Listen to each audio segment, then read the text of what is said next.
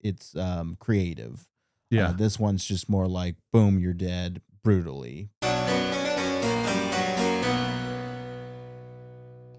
Hello, everybody, and welcome back to the channel. Today, we are on day 13 of our 31 days of Halloween. It is Monday the 13th, and we are talking about a movie called Friday the 13th, specifically the 2009 reboot film of Friday the 13th. I wanted to put this on this list this year because a few years ago we put on the original Friday the 13th movie, and we kind of had a mixed reactions from rewatching that old movie.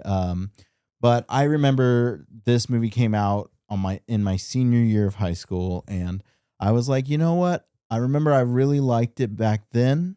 I want to give it a rewatch, see how it is now, because I hardly remembered most of it. And there's things to say. This was a first watch for you, right? Yeah, this was a first watch for me on this movie, and there's definitely differences to this movie opposed to the original Sean Cunningham version of Friday the 13th. Yeah, so this Friday the 13th is a traditional reboot, I'd say. It opens up with a little bit more. It opens up basically where the first movie happened. It does a lore drop basically with the Jason's mom, and she's like, you drowned him, you whatever. And you kind of see that Jason's not dead, and he's kind of like lurking in the bushes, deformed, watching his mom kill the last of the remaining survivors of the camp. So then a little bit later on, it jumps to a group of kids going out camping, and it's kind of like reminiscent. You're like, oh, this is where the movie kind of picks up. This is where it kind of starts. And then it turns out you have this 15 minutes or so long opening sequence before you get the opening title drop, which I think is really cool, honestly, because I really liked that whole intro part. I thought it was awesome. I thought the kills were like cool.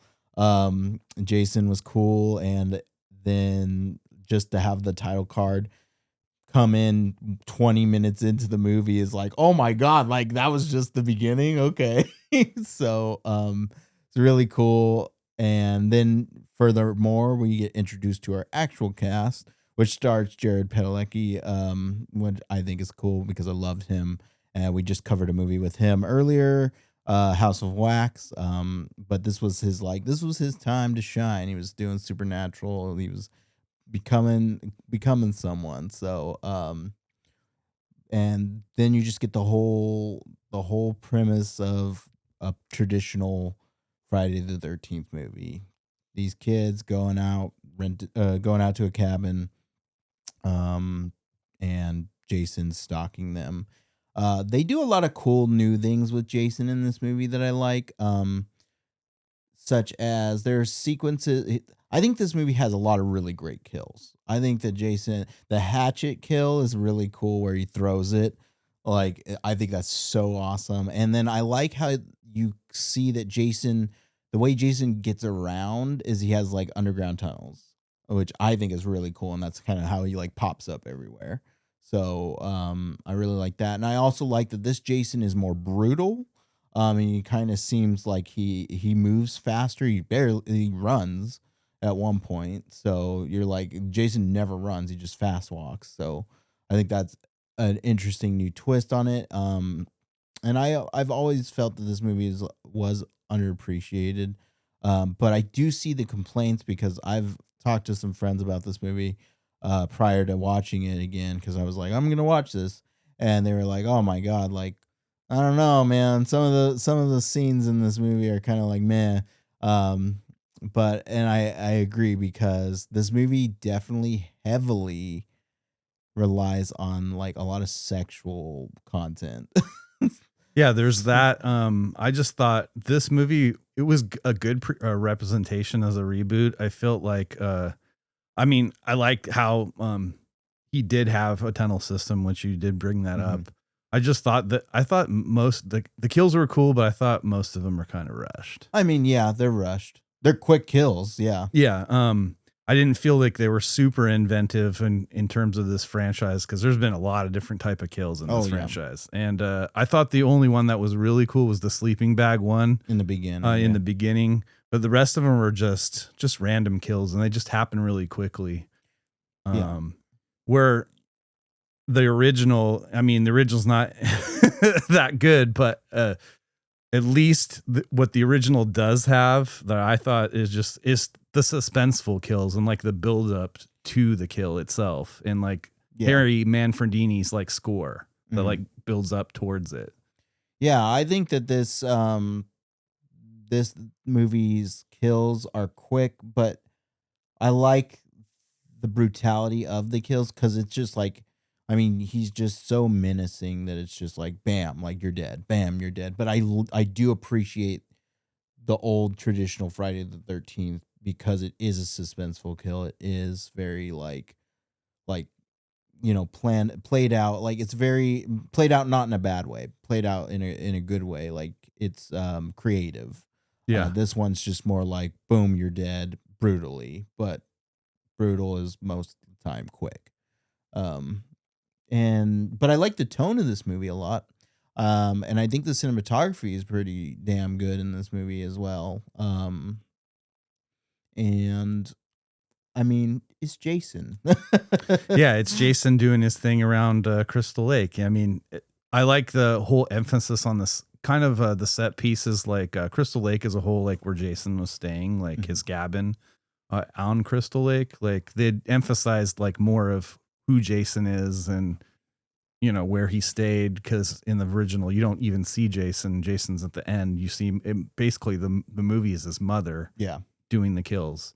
And I like the whole reverse flip. Like, you get the lore in the beginning, you get a little backstory of Jason and Crystal Lake that we already know. It's a slasher movie to begin with. I mean, there's not much story that needs to be told in this movie, even though they did have a story around Jared Padalecki's character trying to find his sister. And I thought that was cool, because I kind of like, at least there's a story to this reboot. There's motive for the characters to go to Camp Crystal Lake. So, yeah, no, it's interesting.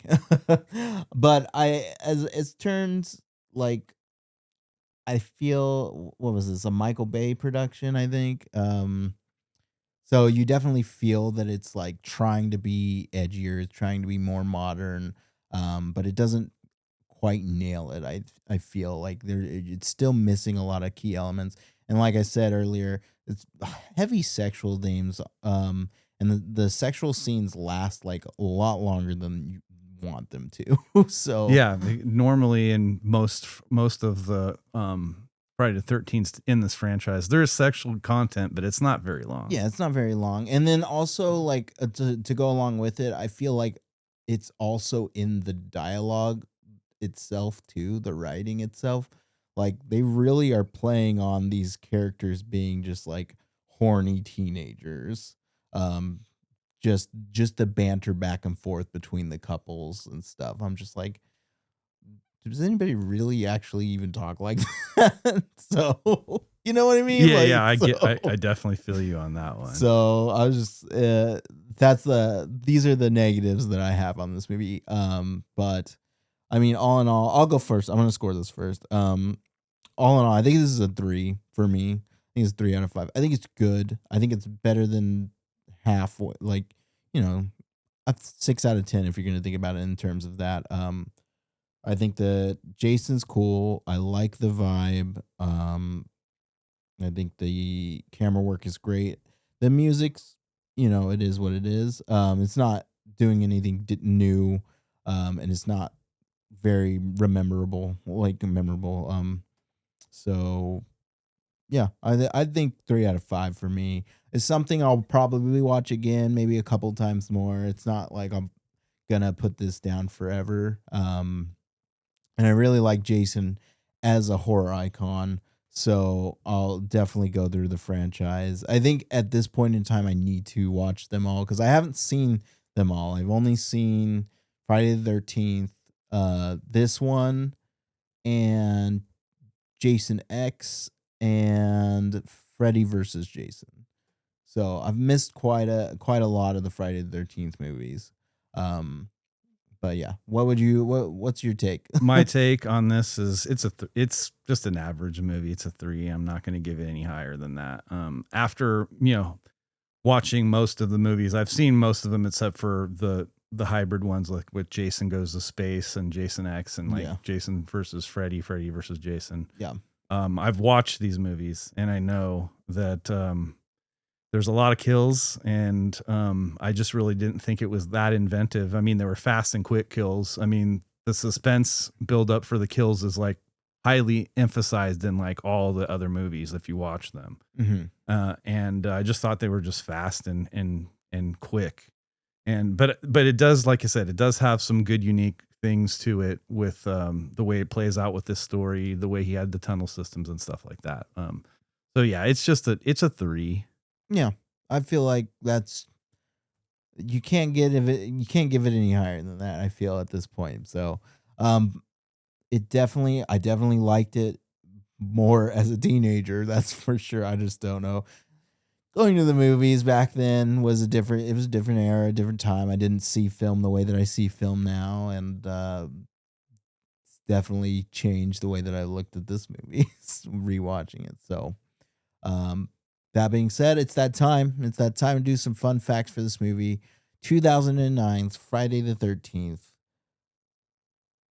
Let's go.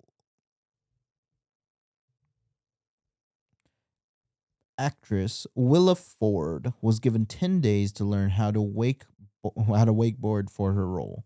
She said wakeboarding itself wasn't as nerve-wracking as having to do it topless. Oh yeah, that's why she was topless. Yeah.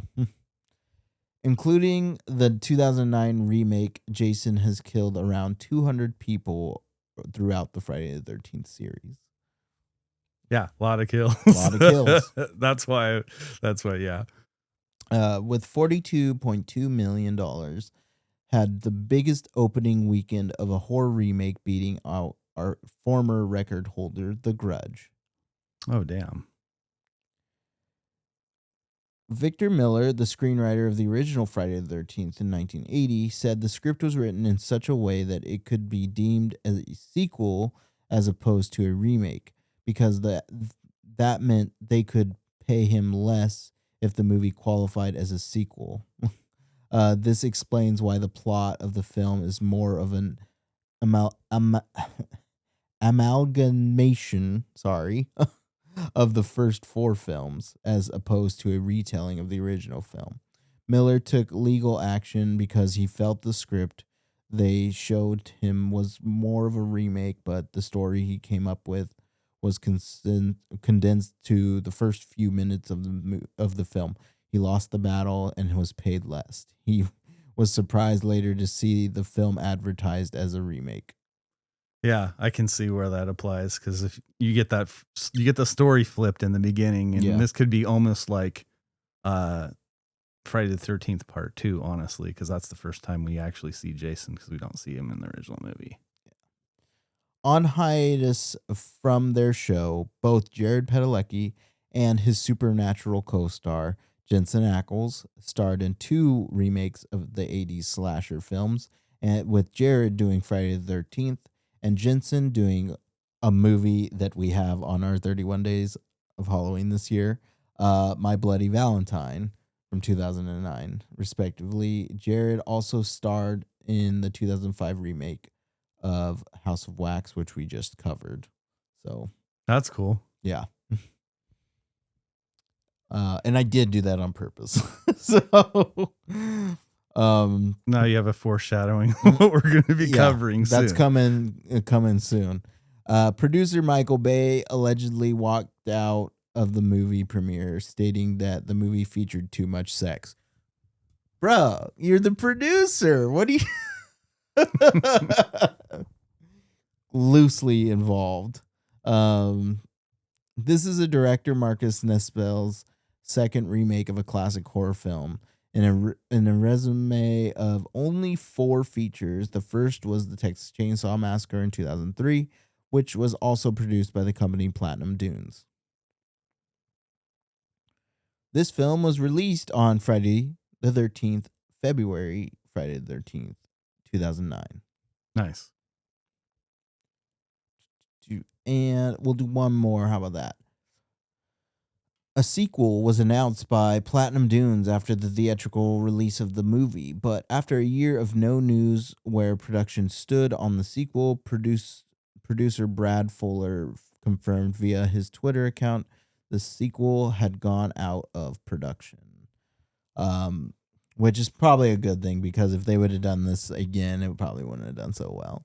Yeah, I mean, what else were they going to really do with the story? Just continue on. Well, you do have the ending where apparently Jason isn't dead and they throw him in the water and then he pops up and then the movie ends. So Yeah. I guess they could have had something, a spinoff or another sequel because of that. I don't know. So let's see. There was one more thing that I wanted to talk about real quick with this. I don't remember if it's Freddy versus Jason that comes out after this movie, or if this is the last Friday the 13th movie. But this, I'm pretty sure it's one of those, is the last Friday the 13th movie that we've had since. We haven't had a Friday the 13th movie in a very long time. And it's funny too. That's a fun fact, is the next Friday the 13th movie will be the 13th Friday the 13th movie, which I think would be cool. And hopefully we get it at some point. But for those Jason fans out there, I know that we're waiting. But they are doing a show. I don't remember if it's HBO or not. I'm sure somebody will correct me, but they are making. Oh, it could be. I think it's A24. A24 might be. I was about to say, I remember us talking about A24 bought the rights to this IP. Yeah, so I think A24 is doing I think the series is going to be called Camp Crystal Lake. So, or just Crystal Lake, one of the two. But we're getting something. So, and that's happening. I know that that's filming currently. The production is happening. So hopefully we'll see that within the next year. But you know, we got some things to tie us over in that realm. I know that Welcome to Derry is coming out very soon. So for the It fans out there, we got that.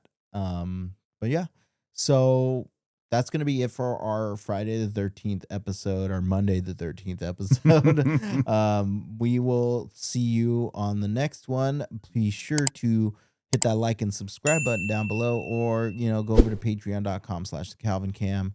Join us over there, become a community member, or follow us on our socials, Instagram and TikTok. I was going to say Twitter. We really don't use Twitter. We have it, but we don't. Yeah, it's in our buttons, but we're going to be rehashing that soon enough. Yeah. TikTok's definitely growing for us, which is good. So go over there, support us over there, and we will, like I said, catch you tomorrow. See you then, guys.